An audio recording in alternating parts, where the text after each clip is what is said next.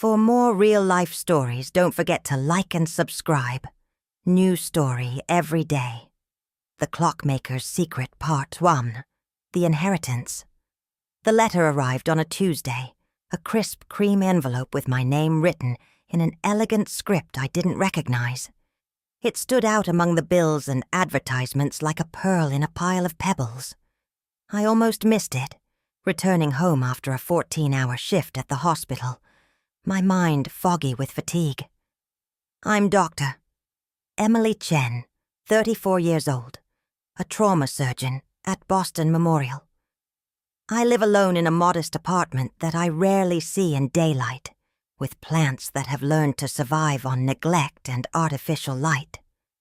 My life is measured in emergency calls, surgical procedures, and brief periods of exhausted sleep. It's not the existence I had imagined for myself, but it's one I've grown accustomed to.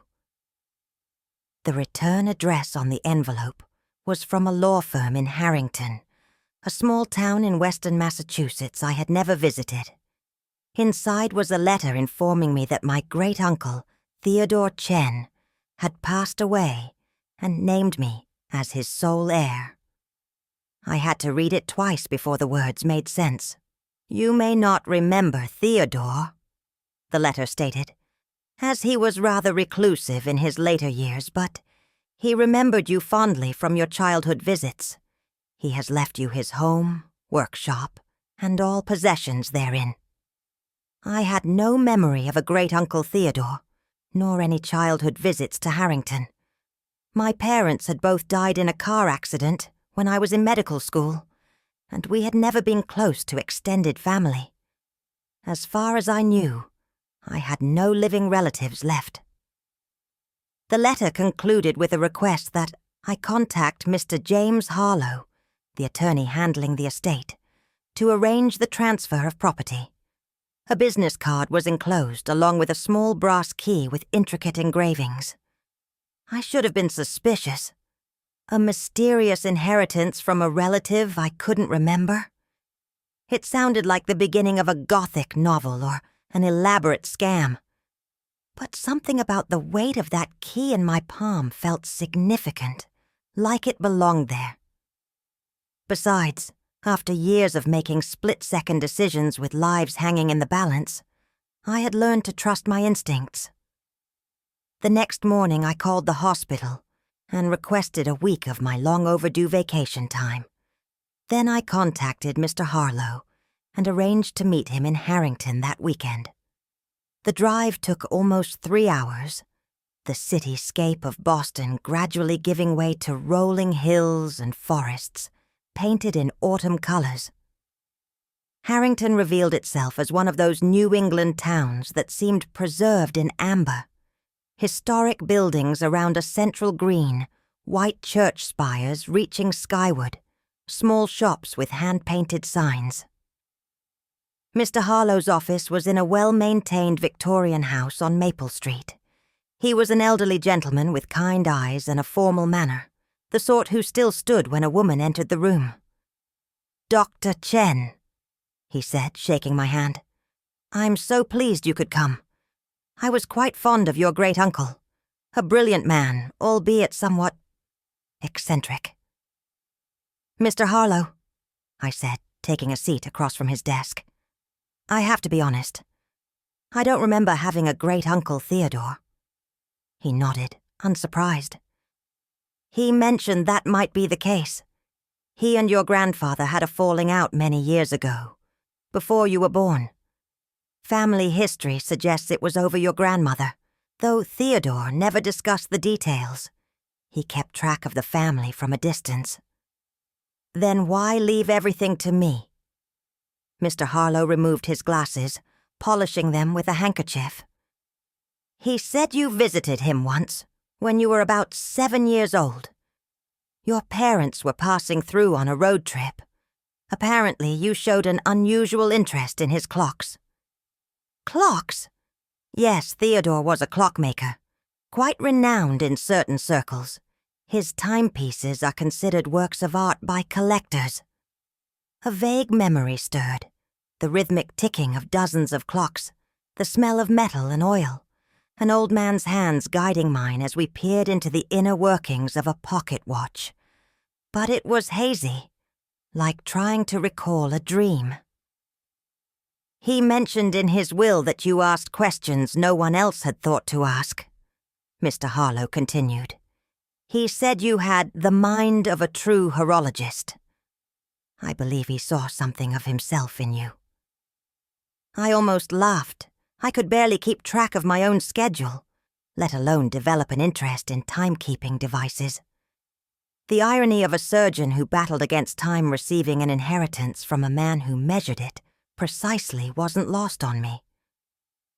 After signing several documents, Mr. Harlow handed me a thick folder containing the deed to the property, insurance papers, and a sealed envelope with my name on it.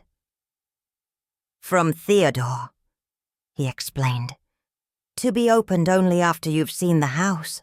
We drove in separate cars to a lane on the outskirts of town, where a gravel driveway led to a 2-story Victorian home surrounded by maple trees. It wasn't as grand as I had imagined, but it had character. Gingerbread trim along the eaves, a wraparound porch, bay windows with stained glass inserts. The gardens had grown wild, but still showed evidence of careful planning beneath the overgrowth.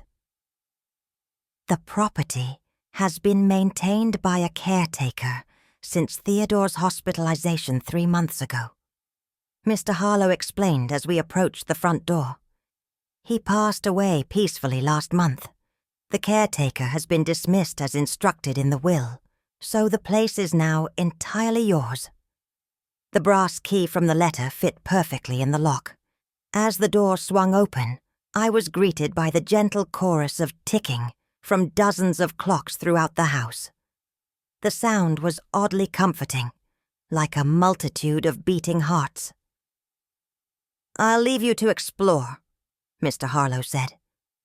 "Theodore was quite specific that you should have privacy when first examining the house.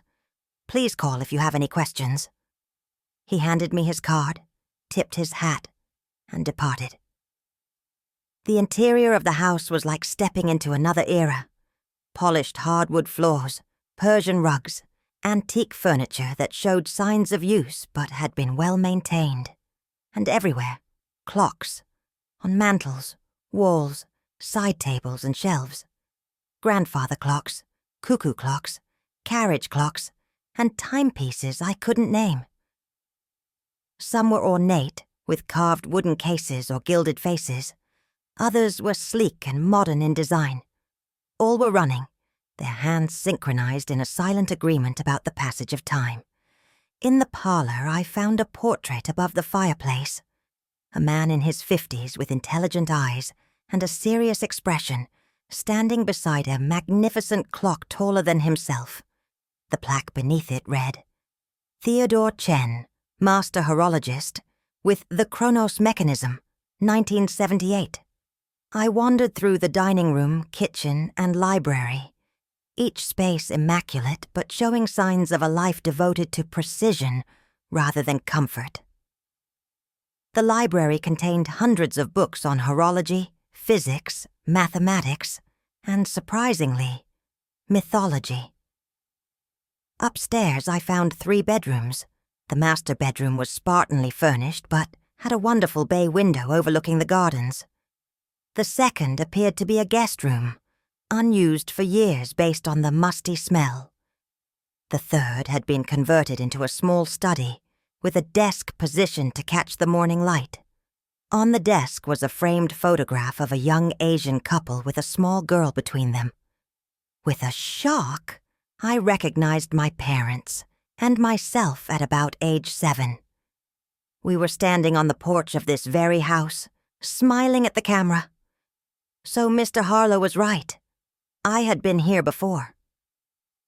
It was in the basement that I found the workshop. Unlike the rest of the house, which felt like a museum, this space was alive with purpose. Workbenches lined the walls, covered with tools, magnifying glasses, and partially assembled timepieces. Shelves held hundreds of tiny drawers labeled in neat handwriting. Gears, brass, 5 millimeters, pendulum bobs, maple, hands, silver-plated. In the center of the room stood what could only be described as a masterpiece in progress. It was a clock of extraordinary complexity, with multiple faces showing different time zones, lunar phases, seasons, and astronomical phenomena. The case was carved from dark wood, inlaid with mother-of-pearl and precious metals in patterns that seemed to shift in the light. But it was clearly unfinished. Tools had been set down mid-task, as if the clockmaker had just stepped away for a moment and would return at any second. Beside this magnificent creation was a leather-bound journal. Opening it, I found detailed drawings, calculations, and notes written in a flowing script. The final entry was dated just 1 week before Theodore's death. The aevum clock is nearly complete. All the calculations are correct, all the gears aligned. Only the final calibration remains, which only my heir can perform. Emily will come. She must. Time itself depends on it. A chill ran down my spine. How could he have been so certain I would accept the inheritance? And what did he mean, time itself depends on it? Remembering the sealed envelope from Mr. Harlow, I returned upstairs and sat in the parlor, surrounded by the rhythmic ticking of dozens of clocks. I broke the seal and unfolded a letter written in the same flowing script as the journal. My dear Emily, if you're reading this, then you have seen the house and workshop, and perhaps begun to remember your visit here as a child. What you likely do not remember is the conversation we had in the workshop while your parents napped on the porch, a conversation about the true nature of time. You asked me then, Uncle Theo, why do clocks only go in one direction? A simple question from a child, but one that changed the course of my life's work. For you were right to question it. Time is not the straight line that most perceive it to be.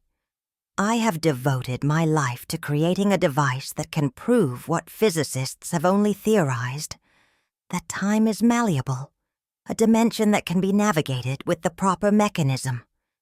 The aevum clock in my workshop is that mechanism, the culmination of 50 years of research and craftsmanship.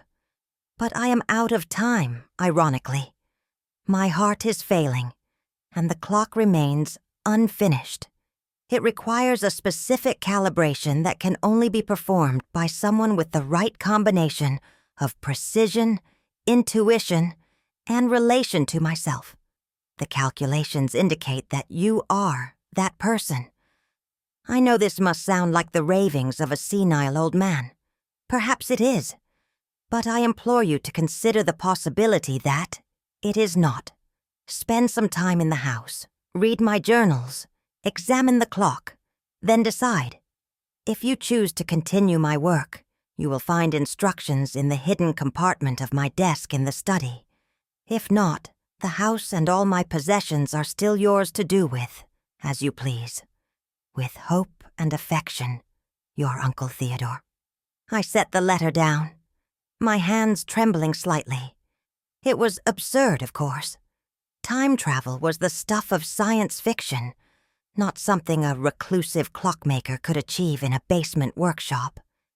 Yet there was something compelling about the conviction in his words, the precision of his plans, and that memory he mentioned. I did recall asking a question about clocks going in one direction, though I couldn't remember the context. I decided to stay the night before making any decisions. The guest room bed was surprisingly comfortable, and I fell asleep to the soothing chorus of ticking clocks. I dreamed of gears turning, hands sweeping across clock faces, and a door opening into a swirling vortex of light. In the dream, someone was calling my name, urging me forward. I woke at precisely 3:15 a.m., according to the bedside clock, with a clarity I hadn't felt in years. Slipping on my robe, I made my way to the study and examined the desk. After some exploration, I found the hidden compartment, a false bottom in the top drawer. Inside was a small key and a folded paper containing a sequence of numbers and times. Something compelled me to go to the workshop. The basement was cold, but I barely noticed as I approached the unfinished aevum clock. In the dim light, it seemed to pulse with potential energy, like a living thing holding its breath. The key fit a barely visible keyhole at the back of the clock. When I turned it, a small door opened in the side of the case, revealing an interior space filled with the most intricate clockwork I had ever seen. Gears within gears, crystal orbs containing what looked like liquid metal, pendulums swinging in impossible patterns. Following the instructions on the paper, I adjusted tiny levers and dials according to the sequence of numbers. It felt right, as if my hands knew exactly what to do. When I made the final adjustment, the clock came alive. The gears began to turn, the pendulums to swing. A soft humming filled the air, rising in pitch until it was almost painful to hear. The crystal orbs began to glow with an inner light that grew brighter and brighter. Suddenly, all the clocks in the house struck 3, even though it was now past 4 in the morning. The sound was deafening, a cascading chime that seemed to bend the air around me. The light from the aevum clock expanded, enveloping me in a cocoon of brilliance. And then, silence, darkness, the sensation of falling. Part 2, the mechanism. I awoke to sunlight streaming through unfamiliar curtains and the distant sound of a church bell. For a moment, I couldn't remember where I was. Then it all came rushing back. The inheritance, the house, the clocks, the strange instructions I had followed in the middle of the night. Sitting up, I realized I was still in the basement workshop. But it had changed. Gone was the unfinished aevum clock. In its place stood a simpler workbench with different tools. The shelves held fewer components, and the journals on the desk were bound in newer leather. Had I been sleepwalking? Hallucinating? I made my way upstairs, growing more confused by the second. The house was the same but different. The furniture arrangements had changed. The wallpaper was newer, and many of the clocks I had seen yesterday were missing. In the kitchen, I froze. A man stood at the stove with his back to me, humming as he flipped pancakes in a cast-iron skillet. He was wearing striped pajama bottoms and a white t-shirt, his black hair streaked with silver. "Hello," I managed to say, my voice barely a whisper. He turned, and I found myself looking into the face from the portrait. Younger, more relaxed, but unmistakably Theodore Chen. "Ah, you're awake," he said, as if finding a strange woman in his kitchen was a regular occurrence. "I was wondering how long the temporal displacement would affect you. Hungry? I've made enough for 2. I gripped the doorframe for support. "This isn't possible. You're dead." He raised an eyebrow. "Am I? That's distressing news." He set a plate of pancakes on the table. "From your perspective, I suppose it's true. But from mine, I'm very much alive in 1985. 1985? I echoed, feeling lightheaded. "Please, sit before you fall," he said, pulling out a chair. "Coffee? It helps with the chronometric disorientation." I sat because my legs refused to hold me any longer. This can't be happening. And yet, it is. He placed a steaming mug in front of me. "You've successfully activated the aevum clock's prototype and traveled approximately 40 years into the past. Congratulations. You're the first person in history to do so. Well, the first that I know of." I took a sip of coffee automatically, the familiar bitterness anchoring me somewhat. "But time travel isn't possible." "Clearly it is," Theodore said, sitting across from me with his own plate. Just highly improbable and extremely difficult to achieve. I've been working on it for 20 years. Well, 20 years from now. It will be 50 years. He frowned. Temporal grammar is tricky. Why me? I asked, still struggling to accept what was happening. Why bring me here? I didn't bring you anywhere. You chose to come. He studied me thoughtfully. Though I admit I've been expecting someone. The equations predicted a visitor, likely a blood relative with a scientific mind. I just didn't know it would be you specifically. What equations? The chronological displacement theorems. They're based on Einstein's work, but take into account quantum entanglement between related particles, or in this case, related people. He took a bite of pancake. These are getting cold. Please eat.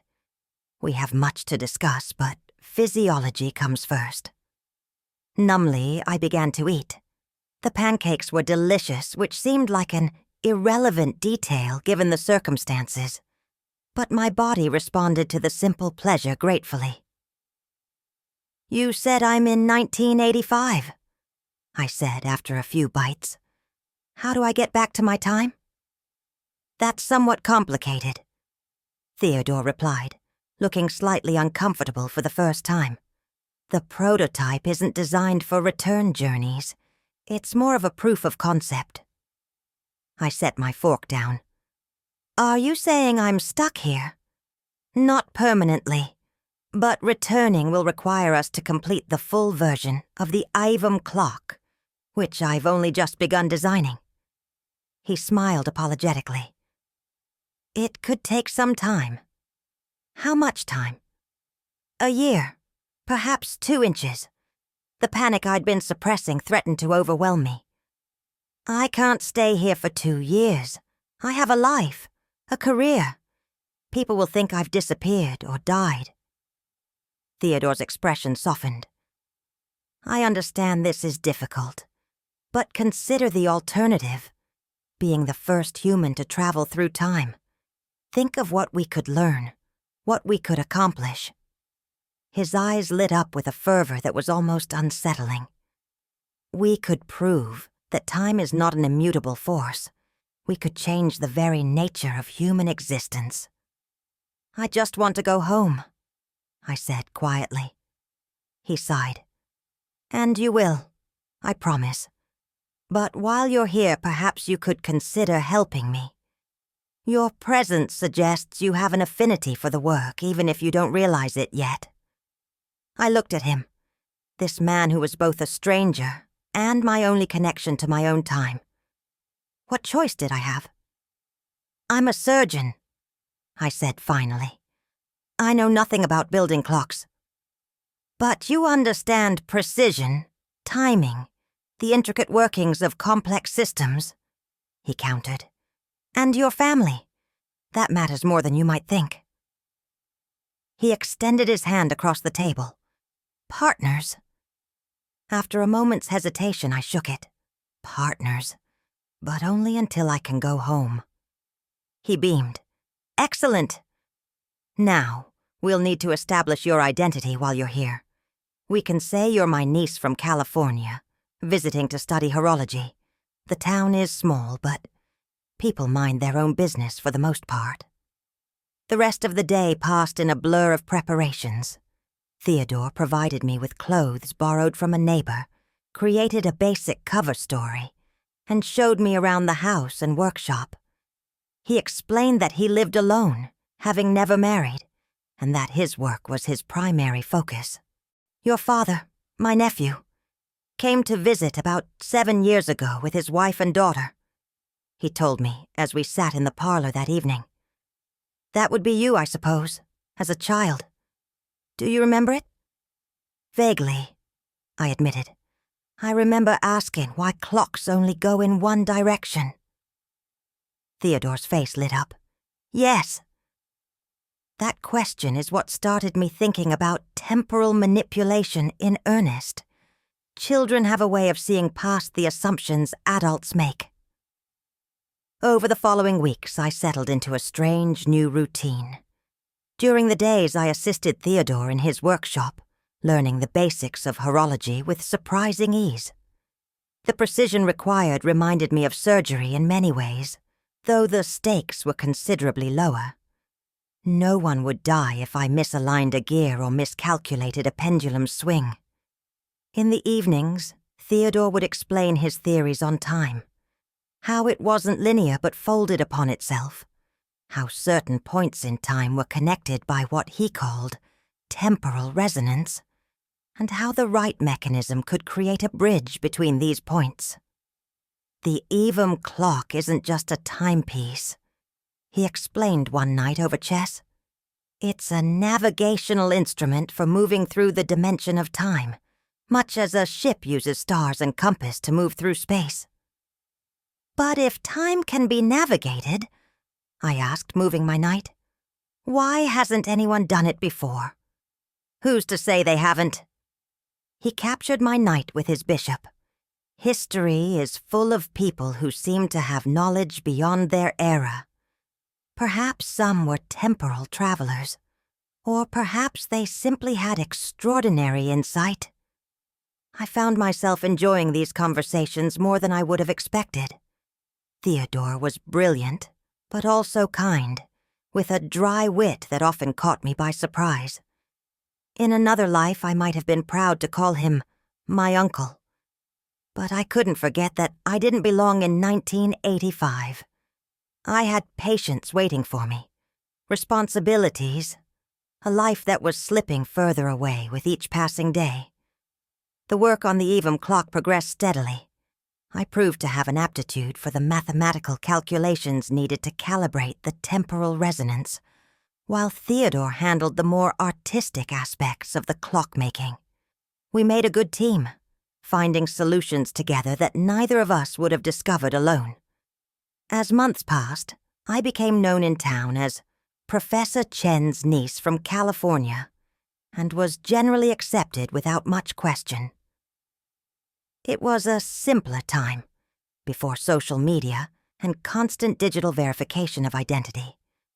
I made a few casual friends, particularly at the local library where I spent hours researching physics and mathematics to better understand the principles behind our work. It was at the library that I met Adam Harlow, a young law clerk who was the spitting image of the elderly attorney I had met in my own time. Obviously a relative. His grandfather, as it turned out.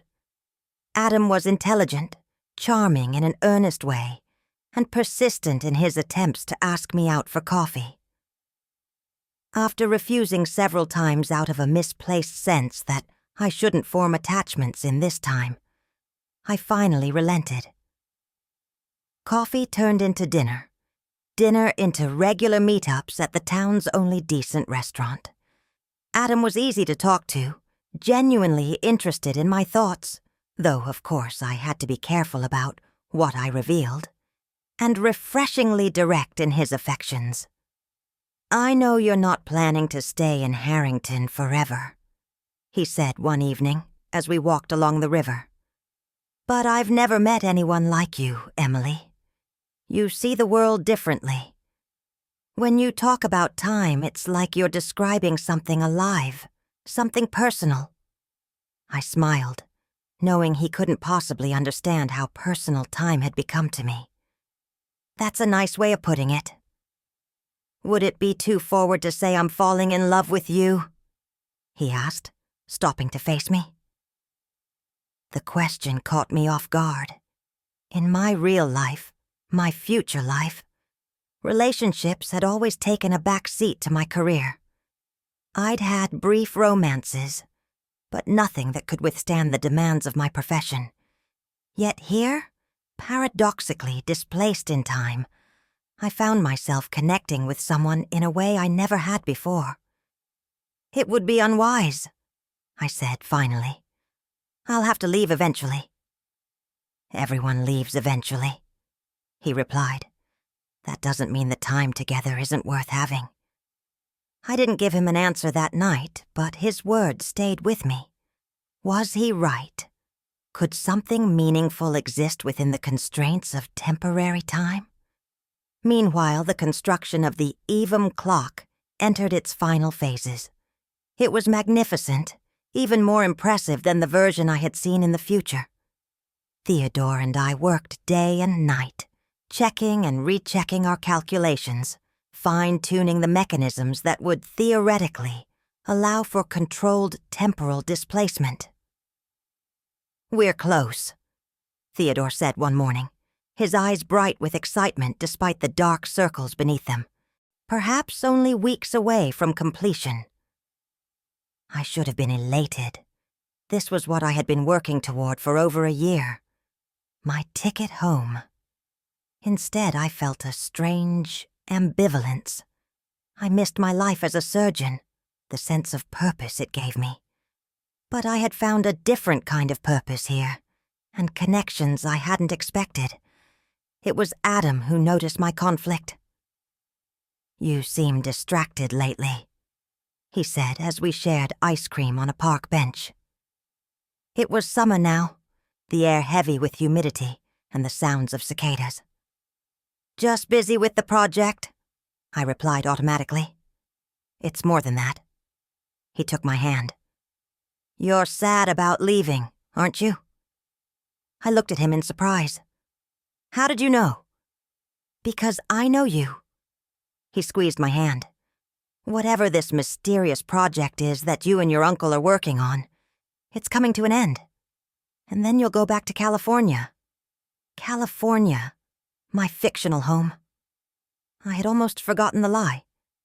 "Yes," I said quietly. "I'll have to go back." "You don't have to do anything, Emily. You could stay. We could—" He trailed off, then reached into his pocket and withdrew a small velvet box. I was going to wait for a more romantic setting, but I've learned that timing is everything with you. Inside the box was a vintage engagement ring, a simple diamond set in white gold. "It was my grandmother's," he said. "I want you to have it. I want you to stay. Marry me, Emily." I stared at the ring, a tangible symbol of a future I hadn't considered possible, a future in the past. The irony would have made me laugh if I wasn't so torn. "I can't give you an answer right now," I said, closing the box gently. "It's complicated." "I know." He smiled sadly. "It always is with you. But the offer stands. Think about it." That night I confronted Theodore in the workshop. "What happens if I don't go back?" I asked abruptly. He looked up from the gear he was polishing. "I beg your pardon?" "If I choose to stay here, in 1985, what happens to the timeline?" He set the gear down carefully. "You've been thinking about this for a while, haven't you?" I nodded. "I've made a life here. It's not the one I had, but maybe it's one I could have." Theodore sighed. "Theoretically, there are several possibilities. One is that you create a branching timeline, a separate reality where you exist here, while your original self continues in the future. Another is that you replace yourself in this timeline, essentially rewriting your own history." "And what do you believe?" "I believe time is more resilient and more complex than we imagine. I believe you are here now because you were always meant to be here." He smiled gently. "But I also believe you must decide your own path." "What about Adam?" I asked. Theodore's eyebrows rose. "Young Mr. Harlow has proposed, I take it." "How did you know?" "Small town. His grandfather mentioned he'd asked for his grandmother's ring." Theodore chuckled. "Besides, it's been obvious for months how you two feel about each other." I sat on a stool, suddenly exhausted. "What should I do?" "I can't answer that, Emily. But I can tell you that the aevum clock will be completed in 3 days. At that point, you will have a choice to make. 3 days, 72 hours to decide between 2 lives, 2 times, 2 possible futures. I spent those days in a state of heightened awareness, noticing details I had overlooked during my time here. The quality of light in the morning, the friendliness of the local shopkeepers, the sense of community that permeated the town. I had dinner with Adam each night, engaging in conversations that went deeper than any we'd had before, sharing parts of myself I had always kept hidden. On the final morning, I woke before dawn and walked to the town's highest point, a small hill overlooking the valley.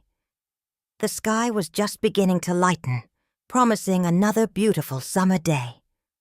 Below me, Harrington was stirring to life, lights coming on in houses, the bakery's chimney beginning to smoke, a few early risers walking dogs along quiet streets. It was a moment of perfect clarity. I knew what I had to do. Returning to the house, I found Theodore in the workshop, making final adjustments to the aevum clock. It stood complete, a masterpiece of artistry and science.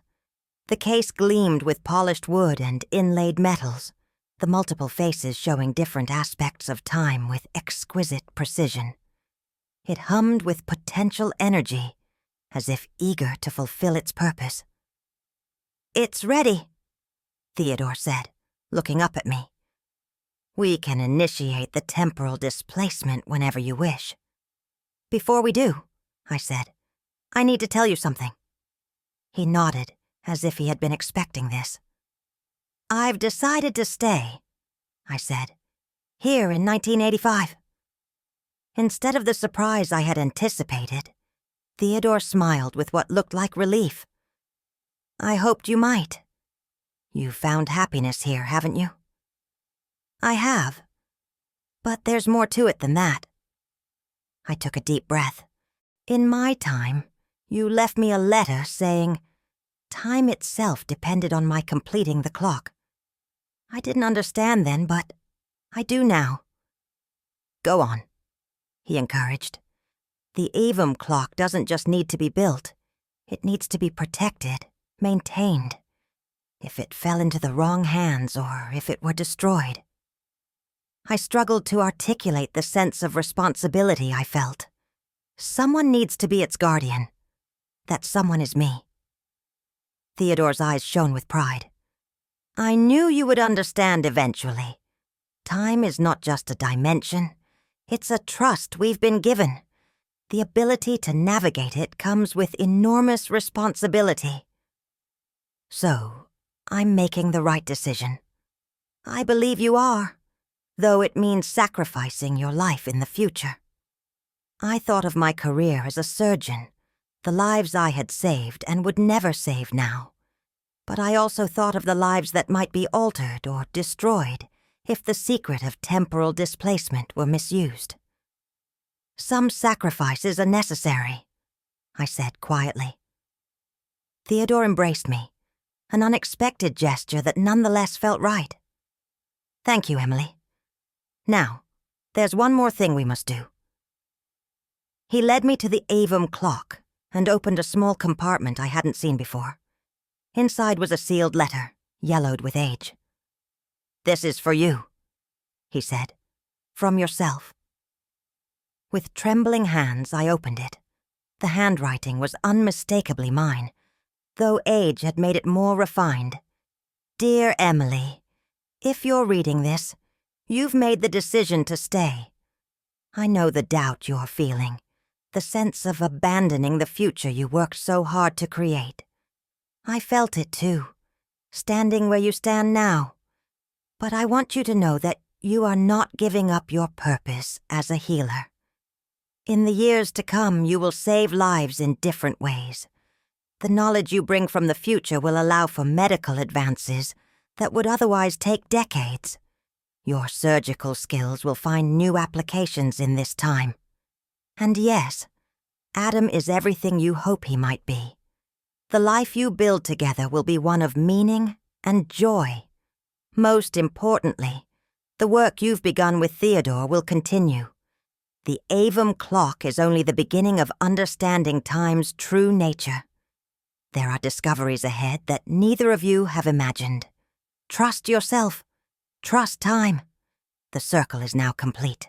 With certainty, Emily Chen Harlow, March 15th, 2025. I looked up at Theodore, who was watching me with a mixture of curiosity and respect. 2025? That's ... I calculated quickly. 40 years from now. Yes, he said simply. I found the letter when I purchased this house in 1963. It was hidden in a compartment much like the one you discovered in your time. I've been waiting to give it to you at exactly this moment. The implications were staggering. I, an older version of myself, had written this letter in a future that was still 20 years beyond the time I had left. A future where I had lived a full life here in the past. Time isn't linear, I whispered, understanding at last. It's a loop.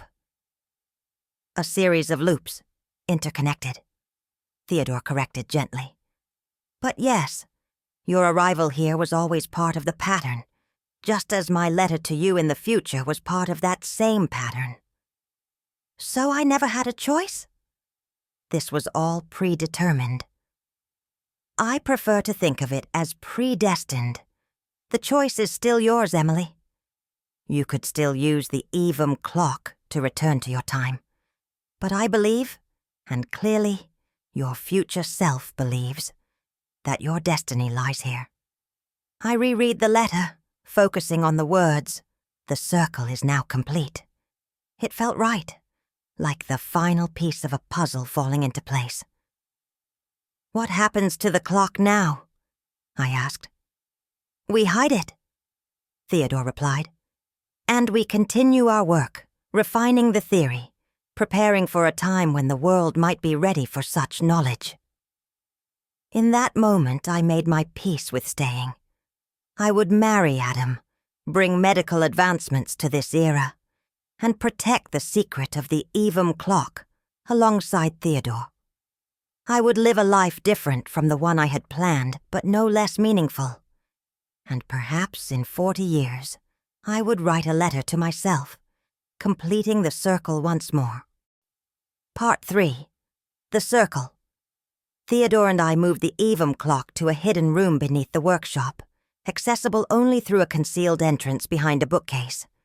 There we continued our research, documenting our findings in coded journals that only we could decipher. We discovered that small objects could be sent forward in time for brief periods, allowing us to glimpse future events without directly interfering with them. The years passed with surprising swiftness. Adam and I welcomed a daughter in 1987, naming her Sarah after my mother. She was an inquisitive child, with her father's charm and what Theodore called the family gift for understanding time. We decided she would learn the truth when she was old enough to understand the responsibility it carried. In 1995, Theodore's health began to decline. He had lived longer than he'd expected, having already been in his early 70s when I arrived. Despite my medical knowledge, there was little I could do to halt the natural progression of aging. We spent hours in the workshop, transferring his knowledge to me, ensuring nothing would be lost. You'll need an apprentice eventually, he told me one evening as we sat by the fire. Someone to carry on after you. Sarah, perhaps, or her children. Let's not rush time, I said, smiling at the irony. We understand better than most how precious each moment is. Theodore passed away peacefully in his sleep that winter. The funeral was attended by the entire town. He had been a respected fixture in Harrington for decades. I inherited the house officially, though, of course, I had been its caretaker, in all but name, for years. Life continued. Sarah grew up, went to college, became a physicist specializing in quantum mechanics.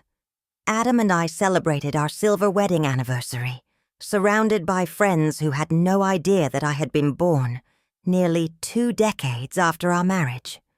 My theories on medical procedures gradually made their way into practice, saving countless lives through subtle influence rather than direct intervention. Throughout it all, I maintained the aevum clock, calibrating it regularly, protecting its secret. Occasionally, I would send small objects forward in time, a letter, a coin, a photograph, to confirm that the timeline remained stable. The objects would vanish for exactly 24 hours before reappearing, sometimes with slight alterations that suggested they had indeed traveled to the future and back. In 2010, Sarah returned to Harrington after completing her doctorate. By then, Adam had retired from his law practice, and we had settled into a comfortable routine. One evening, as we sat in the garden watching fireflies, Sarah asked a question that made my heart skip. "Mom, have you ever felt like you don't belong in your own time?" I exchanged a glance with Adam, who nodded almost imperceptibly. We had agreed years ago that when this moment came, we would tell her the truth. "Come with me," I said, leading her into the house and to the hidden entrance to the workshop below. Sarah's eyes widened as she saw the aevum clock for the first time. It had aged beautifully, the wood developing a patina that seemed to enhance its otherworldly quality. The multiple faces still kept perfect time, though some showed measurements beyond conventional chronology. "What is this?" she whispered, approaching it with an instinctive reverence. "This is the aevum clock," I said. "And this is the story of how I came to be here, in this time that is not my time." I told her everything, about my life as a surgeon in the future, about Theodore's inheritance, about my journey to the past and my decision to stay. Adam joined us, adding his perspective on falling in love with a woman out of time. Sarah listened without interruption, her scientific mind clearly processing the implications, even as her emotional self grappled with the revelation about her mother's origins. "So I'm... what? A temporal anomaly?" she asked finally. I laughed. "You're my daughter, time paradox or not." "And is that why I've always been fascinated by quantum physics? Some genetic memory of your journey?" "Perhaps," I admitted. Theodore believed there was a family predisposition toward understanding time's true nature. It may have been enhanced by my displacement. Sarah spent the next several days examining the aevum clock, reading our journals, asking questions that showed her quick grasp of concepts that had taken Theodore and me years to understand. Her modern scientific knowledge, combined with the horological insights passed down through our work, led to new breakthroughs. "I think we could modify it," she said one evening, her eyes bright with excitement. "Not just for observation, but for controlled navigation. True time travel, with the ability to return to the departure point." "That's what Theodore always hoped for," I said.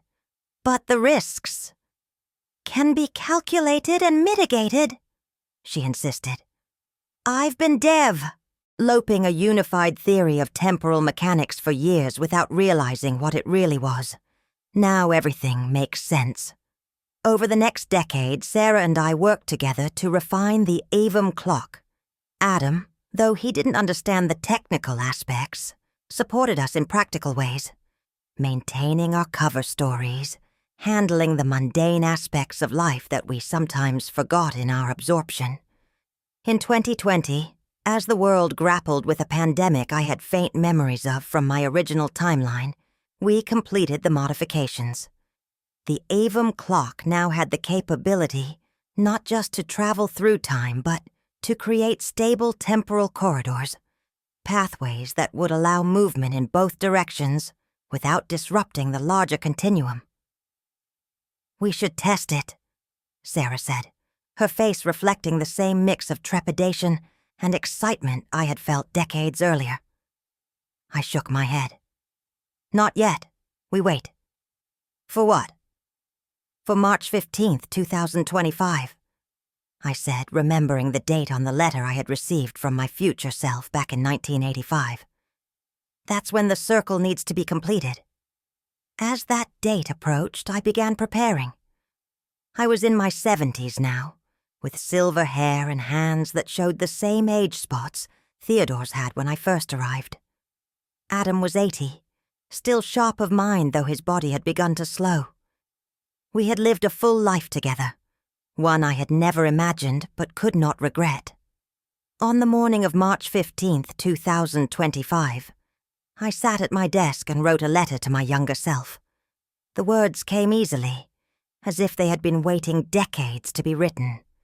Dear Emily, if you're reading this, you've made the decision to stay.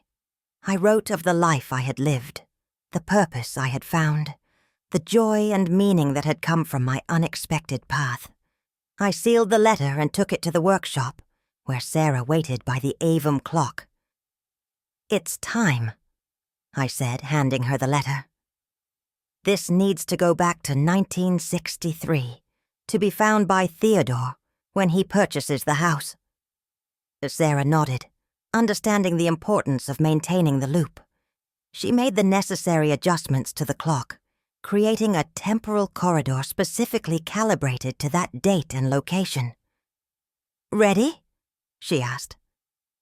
I placed the letter in the small compartment we had designed for this purpose. Ready.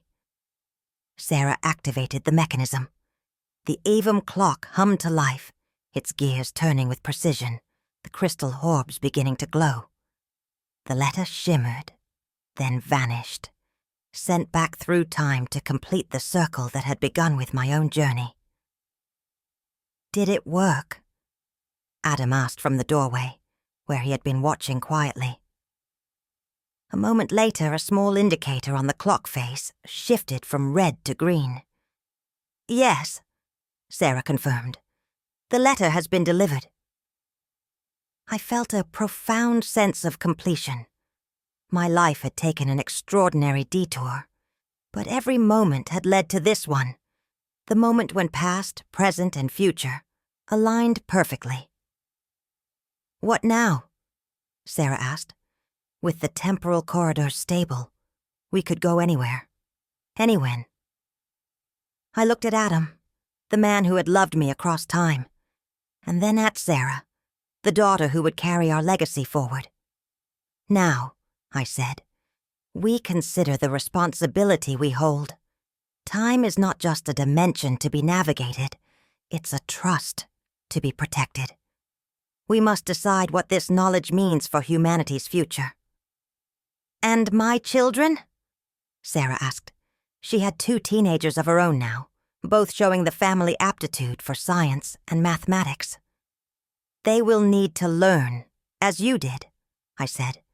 The guardianship passes from generation to generation. That evening, as the 3 of us sat in the parlor surrounded by the gentle ticking of Theodore's original clocks, I reflected on the strange, wonderful journey that had brought me here. I had arrived in 1985 as a displaced surgeon, determined to return to my own time. Instead, I had found a purpose greater than I could have imagined, becoming not just a healer of bodies, but a custodian of time itself. The aevum clock continued its quiet work in the hidden workshop below, keeping its own special measure of a reality far more complex and beautiful than most would ever know. And I, Emily Chen Harlow, once out of time and now in exactly the right time, understood at last the truth Theodore had tried to teach me from the beginning. Time is not a straight line that carries us inexorably from past to future. It is a circle, a loop, a dance of infinite possibilities. And sometimes, for those who learn to listen to its rhythms, it offers the rarest gift of all, the chance to find precisely where and when we belong. The end. Don't forget to like, subscribe, and comment. New stories every day.